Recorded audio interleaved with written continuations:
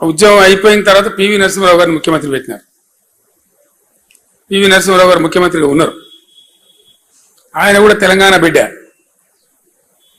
ఆయన రెండు రాష్ట్రాలు కలవాలని ఉండి ఆయనకు పాపం విశాలాంధ్రలో ఏదో గొప్ప జరుగుతుందని ఆయన కూడా ఆశపడ్డాడు. కానీ మోసం జరిగింది. ఆయన మనసులో ఉంది. ముల్కీ రూల్స్కు సంబంధించిన అంశం పోరాటం నుంచి ఉద్యమ రూపం నుంచి పోయి లీగల్ బ్యాటిల్గా మారి సుప్రీంకోర్టులో పెండింగ్లో ఉంది.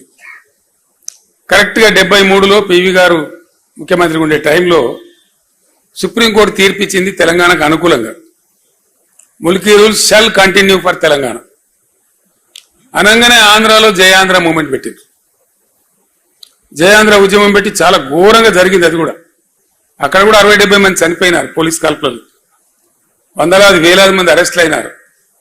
చాలా ఒక 5-6 నెలల పాటు బీభత్సంగా జరిగింది. అది కూడా మళ్ళీ ఢిల్లీ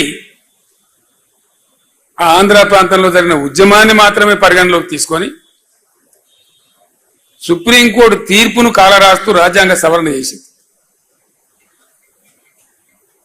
నేను ఎందుకు చెప్తున్నా ఈ అంశం ప్రధానంగా అంటే 69లో ఉద్యమం కూలిపోయి నిరాశకు గురైన తెలంగాణ ఇక లెవ్వలే.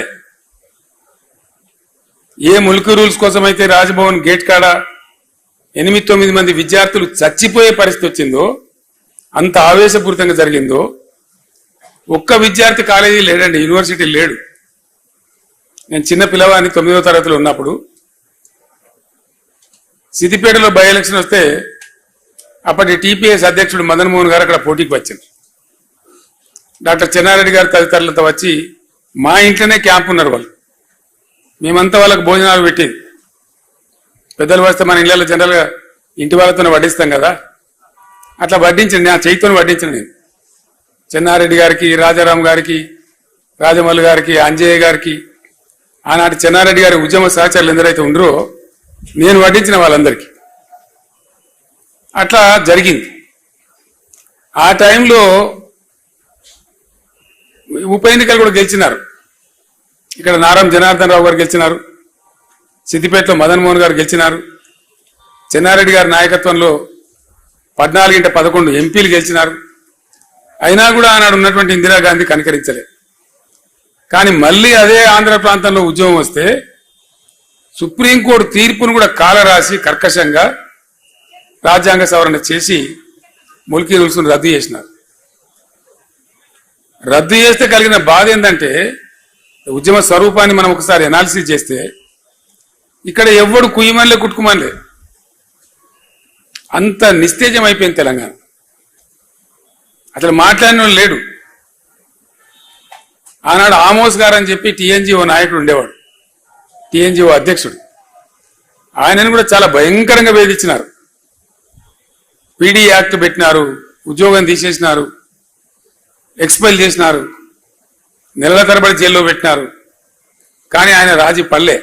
ఆమోస్ గారు కూడా, ఆయన కూడా గొప్ప పోరాట యోధుడు.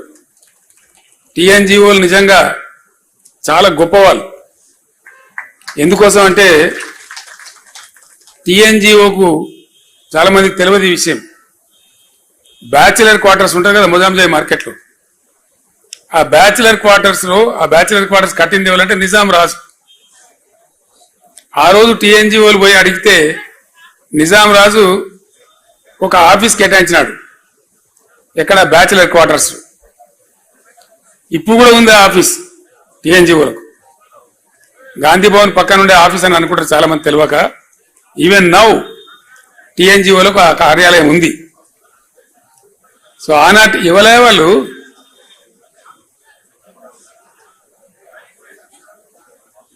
వాళ్ళకి సబ్జెక్ట్ పట్టలేని వాళ్ళు మనం పంపిస్తే మంచిది అడిగి. ఆ టీఎన్జిఓ కార్యాలయం ఇప్పుడు కూడా ఉంది. తమాష ఏంటంటే ఆంధ్రప్రదేశ్ ఏర్పడి 58 సంవత్సరాలు ఆంధ్రప్రదేశ్గా కొనసాగినా టీఎన్జిఓలు మాత్రం వాళ్ళ ట్యాగ్ తీసేసుకోలేదు.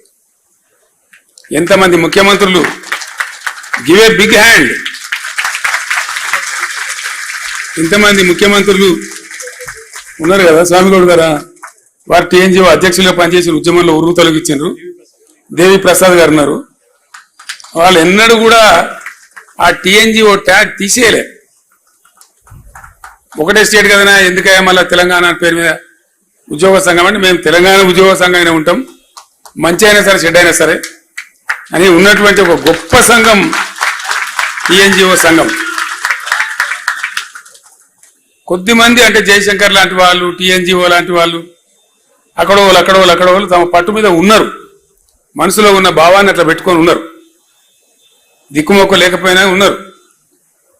ఇట్లా ఉండే తెలంగాణ.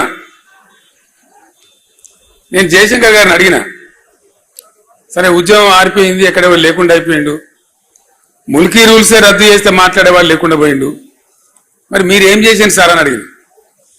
ఏం లేదు, లెక్కలేసుకుంటా కూర్చున్నా, ఎక్కడన్నా సుఖదగి పడేట్టు మీటింగ్ పిలిస్తే పోదుంటి, అందులో భాగంగా మీ దుబ్బాక కూడా వచ్చినా అని చెప్పిండు ఆయన. మీ దుబ్బాక ప్రాంతమే కదా, అక్కడ కూడా వచ్చినా అని చెప్పిండు. ఎంతమంది వద్దరు మీ మీటింగ్లో కొని అడిగిన నేను.